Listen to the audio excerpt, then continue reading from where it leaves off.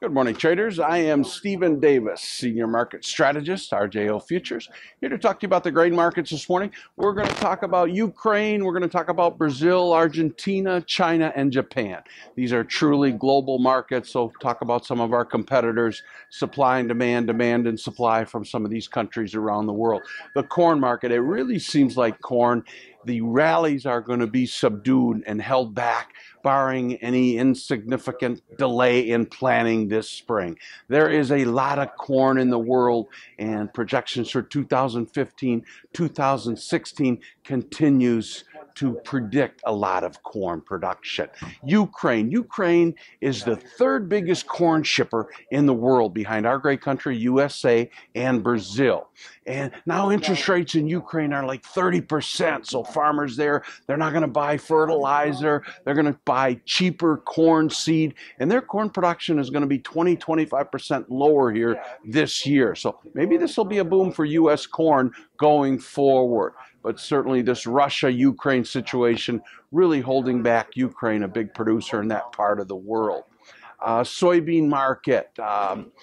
The USDA, their long-term projections are that China is going to continue to be a big buyer of U.S. soybean. China is the biggest importer of soybeans in the world today, and this is so big it needs to be mentioned every week, and this is going to continue to be in our lifetime. Their middle class is more like ours, hence their diet more like ours, and their demand for soybean, U.S. soybeans, continues unabated. We're above the 5-year average here on soybean exports. They were good this week, so look for this to continue. Brazil and Argentina, two big powerhouses in the agriculture production.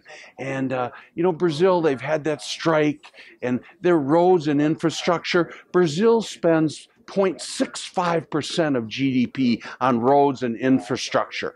China, on the other hand, spends 7% of GDP on roads and infrastructure. So China gets it. Brazil doesn't. It's almost like they're third world countries. Argentina, they've got an election coming up. Perhaps I can get somebody in there who's pro-business.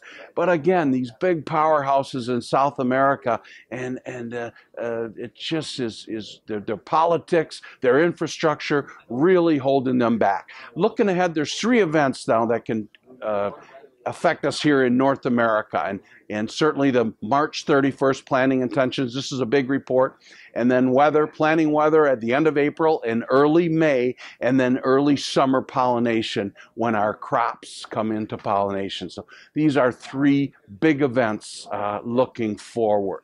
Looking ahead next week, what's going to drive the markets? Keep an eye on crude oil. Keep an eye on the dollar. The dollar continues very strong here, and yet our exports are pretty good. Soybean exports continue unabated here at just a very strong pace. And lastly, there's a lot of money on the sidelines waiting to pounce on a market that gives them an opportunity. So this is an opportunity for you to call me, 800-367-7181. Open up an account. You don't have to do anything. There's no high-pressure sales here, but we can wait when that opportunity presents itself. And we'll talk to you next weekend. Thank you. Futures and options on futures may involve substantial risk and may not be suitable for all investors.